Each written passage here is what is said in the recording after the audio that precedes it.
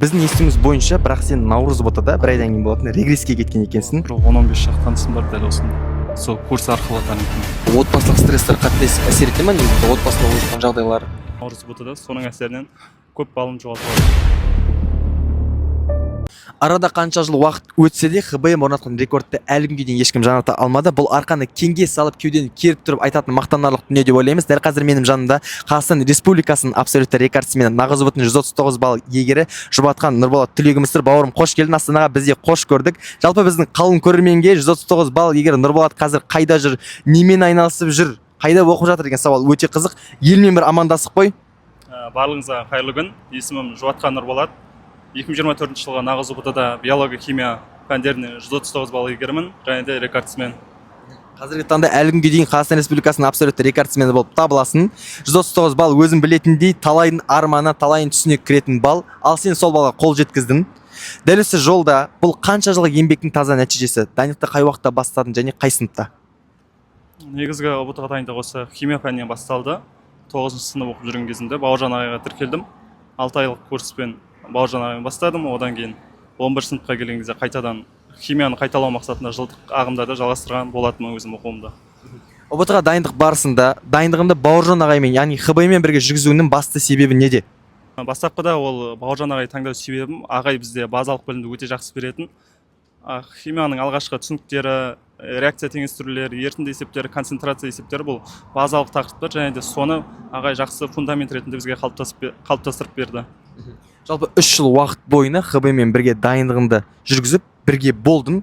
Бұл екінің бірінің қолынан келмейді. Қазіргі таңда оқушылар 3 ай бір жерде оқыса, екінші рет ауысып кетеді. Осы 3 жыл бойына ХБ-мнан алыстамауының сыры бар ма негізі? ХБ-мді не үшін жанына серік еттің? ХБ-мді серік ету себебім, өйткені Бауыржан ағайдың сабақ түсіндірген кезінде мен қатысқан жылдары ол тек химиядан болатын, және де осы басқа курстармен салыстырғанда Бауыржан ағайда практикалық тапсырмалар өте көп, сол бір оқушыға бонус ретінде келді. Негізі оны кейбіреулер жақтырады, кейбіреулер жақтырмайды, бірақ та көп практика жасағанның есебінен осындай бір жақсы нәтижеге жеттім. Курс құрылымының жүйесінде саған не нәрселер ұнайтын еді? Жалпы несімен баурап тұратын еді біздің білім ордамыз? Бастапқыда бұл бізде Бауыржан ағайдың курсында тақырыптар жақсы жіктелген. Ең алғашқы айларға, одан кейінгі айларға берілетін тақырыптар кезінде жақсы бір моншақ ретінде қалыптастырып берген сол оқушыларға тақырыптарды.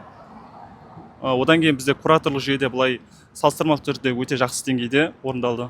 Біз қазір Нұрболат оқып жатқан университеттің ішіне кірдік, яғни Астана медицина университетінің ішіне шағын обзор жасау үшін. Жалпы 4 таңдау жасау кезінде, яғни мамандық таңдау кезінде, университет таңдау кезінде кім көмектесті, кім ақыл кеңес айтты, не үшін соңғы болып мына артымызда тұрған Астана медицина университетіне тоқталдың?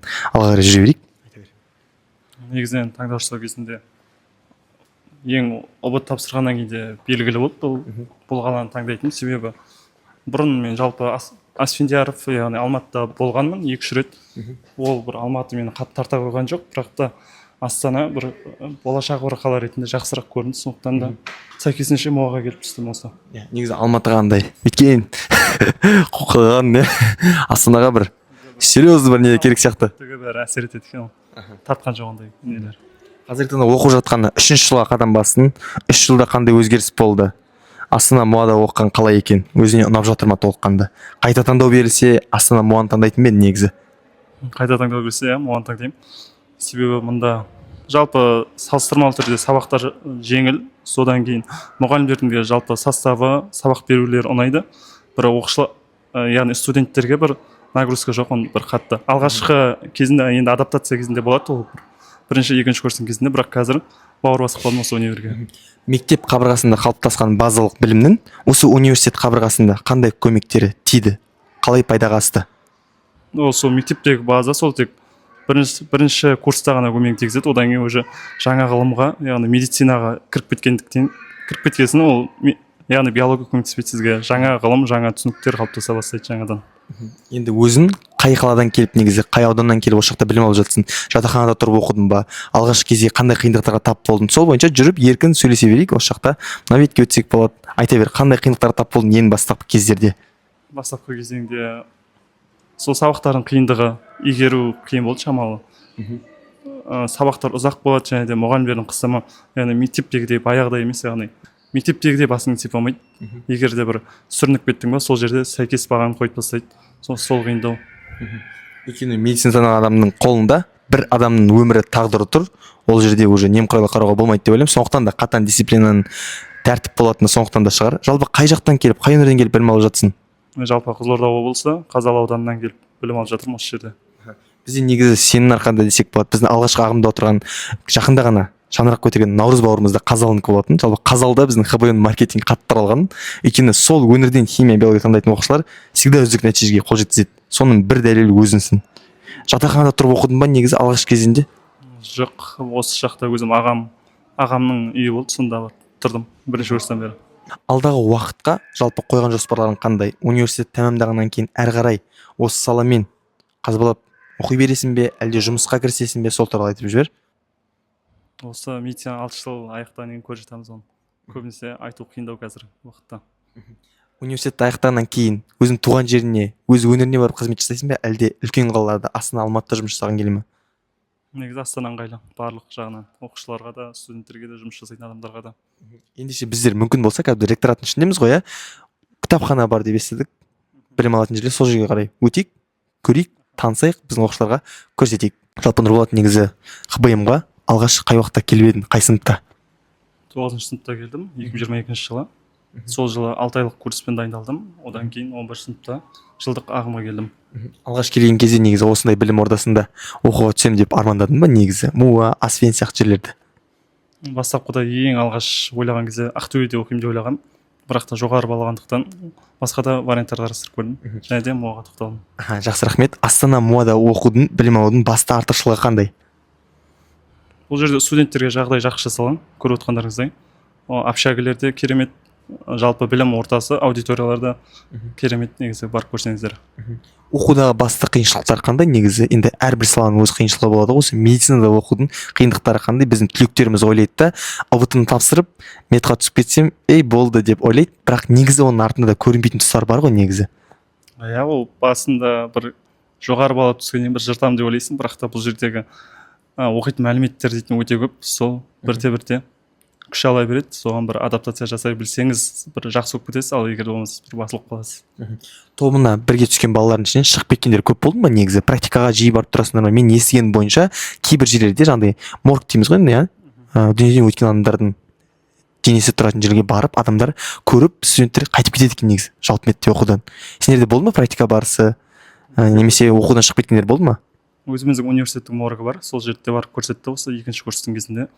Сол бір рет бардық тек моргқа. Ал практика бізде негізі 3-ші курстан кейін басталады. 1-ші, 2-ші, 3-ші курста негізгі теориялық білімді аламыз. Содан кейін барып бағытталады практикалық білімдерге. Моргқа барғаннан кейін андай қорқыныш сезім болған жоқ па? Үйге жатқан кезде. Енді бір саналы түрде дайын барасың, сондықтан да бір аса бір қорқынышты емес. Сендер тек қана психологиялық тұрғыдан емес, моральдық тұрғыдан барлығынан дайындай ма негізі университет тарапынан? Мұғалімдерге байланысты көп жағдайда. Кейбір мұғалімдер болады, өмірге ренжулі, ол да сізге беріледі. Ал бір жақсы позитив ойлап сізді болашаққа дайындай білетін мұғалімдер түсе, ол бір өзіңіздің бағыңыз болады. Яғни ұстазы жақсын, ұстамы жақсы деген қазақтағы мақал, сол үшін айтылған сияқты. Жалпы осы Астана МУАға оқушыларымыз, түлектеріміз оқуға түсу үшін қалай жасау керек дайындықта негізі? Не істеу керек? Не керек бұл жерге түсу үшін? Қандай бір қабілет қажет адам бойына? Табандылық керек. Ол кез келген курсты оқып болғаннан кейін ол курсты аяқтайды, бірақ та одан әрі қарай қабілетті дамыту, білім дамыту қажет, кітаптармен жүйелі дайындықта жұмыс жасау қажет, практикалық тесттер шешу қажет, сондай дайындықтар. Бұл жақта енді оқу бағасы қазір қанша екенінен хабардар бар ма негізі? Егер ақылы бөлім болса, енді стоматология қазір грант жоқ, көп оқушыларымыз стоматология түскісі келеді. Енді сен медицинада оқығанмен де стоматология туралы хабардар шығарсың. Бұл жақтың стоматологиясына түсу стоит па, не стоит па? Давай. Стоит, өйткені бұл жерде өзіміздің клиникалар бар, ішінде тағы да осы стоматологтардан жалпы база бар осы универдің ішінде. Яғни оқу ақысы Қазақстан бойынша ең көп осы универде, және білім сапасы да бірінші орында ма, сол туралы айта аласың ба? Білім сапасы дегенде негізі білім сапасы жақсы, ол да бірақ сізге сабақ беретін мұғалімге байланысты көп жағдайда. Жақсы, рахмет. Бұйырса осы жақта біздің түлектеріміз көп деп түсіп коллаборация жасайық барлығымыз, МУАда иә 10 мың түлегіміз ХБМнің иә бауыржан ағайдың оқушылары деп өздерін бір стретч жасап сөйтіп жүр бұйырсын.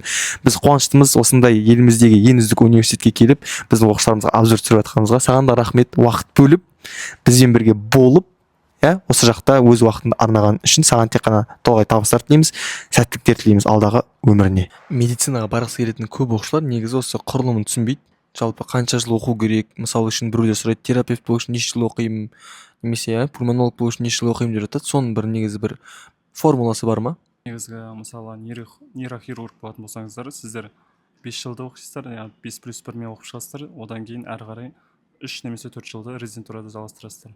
Яғни нейрохирург болу үшін де 10 жыл қажет мысалы үшін. Мысалы сен барғың келетін салаға терапевтке қанша жыл оқу керек? Мысалы терапия дейтін жалпы емдік бағыт, ол жалпылама атау. Ал кәдімгі былайша терапевт дәрігер болатын болсаң, сіз 5+1 аяқтап жұмыс жасай берсеңіздер болады мекемелерде. Сен өзің жалпы ары қарай осы саланы қолайсың осындай, до конца барасың ба? Бұйырса көре жатамыз.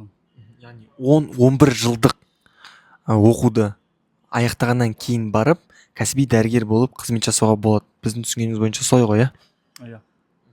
Мүмкін енді кім біледі, мен дәл қазір Қазақстандағы ең үздік дәрігердің жанында отырған шығармын болашақ.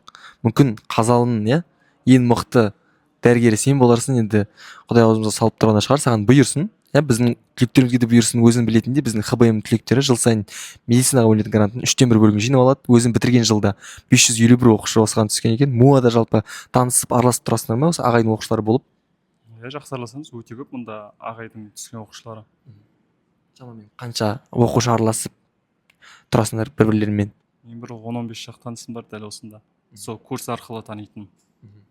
Бұлай жақсы қарым-қатынаста сессия рубашкалардың кезінде көмектесіп тұрамыз. Тамаша. Оның өзі бір үлкен көмек қой. Негізі университеттегі ең маңызды емтихан бауыржан ағайын мысалы үшін дайындаған кезде сол кезде солар таныңдар ма негізі бірлерін, әлде осы университетке келіп сен қайда оқыдың, мен бауыржан ағайда оқыдым деп солай танысып кеттіңдер ма? Жоқ, курс кезінен таныспыз, және де осы жерде көру мүмкіндігі туындады. Сен түскен жылы 138 оқушы осы жерге түскен екен МУАға. Қазір 138, яғни бауыржан ағайдың оқушысы. Енді бірін танисың, бірін танымассың, бірақ алдағы уақытта бұдан да үлкен көрсеткішке жетейік.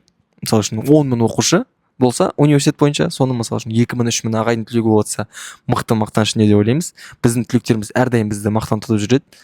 Сенімен де мақтанамыз. Біз үшін орның ерекше. 139 балл деген, мен ойлаймын, өзім жеке ойым, бұл тарихты ешкім жаңартпайтын сияқты. Жалпы қалай ойлайсың сен, 139 балл шығу мүмкін бе алдағы уақытта? Жылдан жылға тапсыратын оқушылардың саны көп. Қазірдің өзінде 200 мыңға таяп қалды. Сондықтан да жаңарады негізі бұл рекорд. Жалпы енді өзің былай көріп отырасың ба Инстаграм, тиктоктардан бүйтіп биохимия рекорд бірдеңке десе 137 деп бүйтіп менсінбей қарайтын адамдар боламын, әлде бәріне көзқарасың бірдей ма? 137 балдың өзі еңбек екенін түсінемін, жақсы. Ол просто оқушы кейде толық ашыла алмай қалады. Ол жерде психология ойнап кетеді. Аудиторияның ішінде отырған кезде кейбіреулер басылып қалады, стресстің кезде стресс болғандықтан ұмытып қалады. Оны жақсы түсінемін негізі. Кейбір балалардың потенциалы 130-ға тартып тұрады, бірақ жинаған баллы 118-120-ның көлемінде қалып қояды. Сол бір не жетпей қалады ортада. Негізі мен өзім енді мен де ұбт тапсырдым ғой. Мысалы 110-нан асқан балалардың, 120-дан асқан балалардың, 130-дан асқан балалардың өзіндік бір құпиясы, бір методикасы бар негізінен. 130 плюс балға шығып кету үшін не керек негізінен? Ол жерде 130 балға шығып кету үшін, яғни бүкіл тақырыптан, яғни тақырыптар қалып кетпеу керек оқыған кезде. Бірінші тақырыпты оқып, мысалы химиялық байланыстарды оқып, одан кейін оның ішінде химиялық байланыстарды оқыдан кейін химиялық байланыстарды оқығаннан кейін одан кейін мысалы кристалдық торларды оқу керек болады. Ал сіз оны тастап кететін болсаңыз, ол жерде үлкен бір қуыс пайда болады да, ол тесттің кезінде бәрібір көрінеді. Химия мен биологияда практика маңызды ма, теория ма? Сенде негізі қалай болды? Дәптерге көп практика жасайтын ба едің, нұсқаулар жасайтын ба едің, сол бойынша? Практика көп жасаймын. Химиядан алғашқы кезде химиядан практикаларды есеп шығардым. Реакциялар жаздым, бірақ та кейін өте келе ол менде автомат түрде жазатын болдым. Сондықтан да 11 сыныпқа келген кезде маған ондай бір көп тек нұсқалар шығардым, сондай ғой. 139 балл алғаннан кейін алғашқы осы көзқарасты кіммен бөлістің? Қуанышыңды кімге хабарластың негізі ең бірінші болып? Ең бірінші болып сол ата-анама, одан кейін ағама айттым. Сол жерде бірге өзім сыныптастарыммен кіргенмін, солармен де бөлістім қуанышын. Үйге кіріп барында қара міне Орынхан Мансар деп жалпы одан кейін кішкене жұлдыз ауруына шалдығып қалды деп естіп жатырмыз. қалай болды негізі ол жағы? Жүре алмай қалды дейді көшеде қатайып. білмеймін енді көбісі күтті негізі менің таныстарым алатынды. Сондықтан да бәрі өзім еңбегім ба білмеймін енді. Запроста қыздар көбейді ма негізі 139 алғаннан кейін, әлде азайып кетті ме одан сайын? Ол жылы 140 болды, сондықтан да біз көлеңкеде қалдық көбінесе. Ол жылдары жақсы таныды өзімнің қатарластарым, бірақ та кейін бұл уақыт өте келе басылып қалды бұл лицо дей ма. Қазіргі таңда мысалы мектептер арасында осы оқушылар арасында былай Қазалды танып жата ма негізі? 139 алған балалар болады деп ше, тани ма негізі? Қазалда жақсы таниды. байқадым ол туралы. Өзім мектеп бітірулер кешіне бардым. Сол кезде танып жатты туысымның. Сондай. Жиі жазып тұра ма негізі WhatsApp-ына ақыл кеңес сұрап, балам осы өйтіп жатыр еді, Нұрболат көмектесіп бер, қалай істеу керек, қалай не істеу керек деп ақыл кеңес сұрайтын ата-аналар, оқушылар көп па негізі? Жазып тұрады, иә. Өзім таныстым, білмеймін нөмірді қайдан алатын, бірақ та үнемі осы ұбт саласында сұрақтар қоятын адамдар табылады. Жалпы өзінің табиғатын оған қалай қарайды? Көзқарасың қандай негізі сөйтіп жазғандарға? Бір неприязммен қарайсың ба әлде шынайы көмектесіп жібересің бе? Қолдан кетіп тұрса барлығына көмектесіп жіберемін. Бір бауыржан ағайдың бойынан бір қасиеттер өзінен бір көріне ма негізі? Кейде бір болып қалған моменттар мысалы? Сабырлықты айтсақ болады, барлық ситуацияларда байсалды болып өзінің сабырлығын, өзін ұстай білу қабілетін айтты. Қандай сыйлық алдың негізі 139 бал алған кезде ағайдың тарапынан? Енді ағайдың біз білетініміз химиядан 50-ден 50 жинаса 50 мың теңге қаражат аударады әр оқушыға. Саған қалай болды сол кезде? Маған кейіннен барып берілді сыйлықтар. Сол кезде ұбт аяқталғаннан кейін сол 50 мың теңге берді. Одан кейін марапаттау рәсімдері 2024 жылы күзде болды. Мамандық таңдау кезінде негізі көмектесті ме ағай бір ақыл кеңес айтып? Алдын ала шешілген болды барлығы. Қайда баратынды өзім анықтап қойдым. Сондықтан да ондай бір профериентологтың көмегі қажет болмады. 90% түлектердің басты проблемасы осы. ұбт-дан балды жинайды немесе қадалады. Кейіннен мамандық қайда барам, не істеймін, қайда оқимын деген сұрақ қояды. Сол сұрақ болмас үшін негізі мамандықты қай уақытта таңдап алған дұрыс? Негізі ұбт-дан алдында ма әлде ұбт-дан кейін ба? ұбт-ға дейін әрине. Ол бірінші қайда баратынын содан кейін барып көре жатасыз. Түлектерге бір осы жерде ақыл кеңесін айтып жүрші негізі мамандыққа байланысты. Мамандық таңдаған кезде өзіңіз жүрегіңізге қарай, ол біреудің сөзіне еріп қажет емес. Ол өйткені уақыт өте келе өкінішке айналуы мүмкін. Ата-анаңыздың сөзі, достарыңыздың сөзі, немесе бір сол жердегі кругқа еріп достарыңызбен бір мамандыққа түсуіңіз мүмкін. Ол да қате нәрсе. Яғни бір 10 жылдан кейін, 5 жылдан кейін осы мамандықта жұмыс істей аламын ба деген секілді көзқарастар болуға қажет ол жерде. Туған ағамда дәрігер дедің, отбасылық шей барысында туған ағаның тарапынан бұл сала қиын келмей ақ қой, басқа салаға бағытыңды бұр деген ақыл кеңестер болды ма, немесе бір ағалық кеңес? Жоқ, медицинаның қиын екенін бірден айтты ол ашып. Бірақ та өзім осы салада жүргендіктен саған бұйырса ондай қиындықтарды бірге не істейміз деді ол. Бірге алып шығуға болады деді. Алдағы уақытта негізі енді жасырын болмаса, құпия болмаса бір жеке отырып қалған кезде бір клиника ашайық болашақта, осылай жасайық, осы жаққа бағыт бұрайық деген әңгімелер бола ма негізі өзара? Қазіргі уақытта жоқ, бірақ мүмкін болатын шығар алдағы уақытта. Алдағы уақытта бұйырса Нұрболаттың клиникасына келейік, бүкіл ХБМ болып. ХБМнан келсек скидка бересіздер ма негізі? Мына тісте кішкене проблема болып тұр. Бұйырса. Сол сәт бұйырсын бізге. Біздер әрі қарай сұхбатымызды жалғастырайық. Жалпы биыл Астанада білім алып жатқаны 3-ші жылға қадам басайын деп жатсың. Жалпы Астана студенттерге қолайлы ма ақшалы жағынан?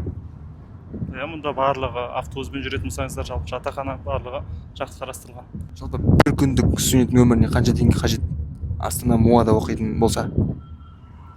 Бұл жерде мысалы универден алыс тұрмайсыз, жатақханада тұратын болсаңыз, жатақхана әр корпусқа жақын орналасқан. Әрі кетсе 1,5 километрдің арасы, ал одан кейін кететін шығын бұл өзіңіздің ішіп жейтін тамаққа. Шәкіртақы толыққанды жетеді ма сонда өмір сүруге студент үшін Астана қаласында? Қазіргі уақытта шәкіртақысы 86.400 теңге, бұйырса 2027-ден бастап 92.000 теңге көтеріледі, сондықтан да толыққанды жетеді. Саған қанша қаражат кетеді негізі? Алғашқы келген кезде, первый келген кезде қанша кетті? Ол кезде үйдегілер жібереді арасында, өзінің қалтында жинап келген бар, сонымен қанша қаражат кететін еді бастапқы айларда? Және қазір ол өзгеріске енді ма? Бастапқыда сол бір стипендия толық кететін, 86.000 теңгеде, 80.000, 90.000 теңге. Қазір бір сол төңіректе кетеді бәрібірде. Жұмыс жасау қажет бола ма негізі студентке? Астанада оқитын болса? Жұмыс жасау қажет. Тамақтан бөлек бос уақытта негізі немен айналысасың жалпы? Негізі сабақ уақыты кезінде алдағы уақытта болатын сабақтарды қарастырасыз, себебі бұл жерде көлем үлкен берілетін демалыс күндері ұйықтаймыз, демаламыз болды. ұбт-ға дайындалған кезінде толыққанды ұйқы болды. Менде 9-10 сағаттық. Күндіз сағат 2-ден кешкі 9-10-ға дейін дайындалатынмын. Негізі бойда қорқыныш бар ма? Болашақта енді адам өмірімен тікелей жұмыс жасайсың ғой. Мүмкін бір қателік кетіп қалса, немесе енді сан түрлі характермен адамдар келеді.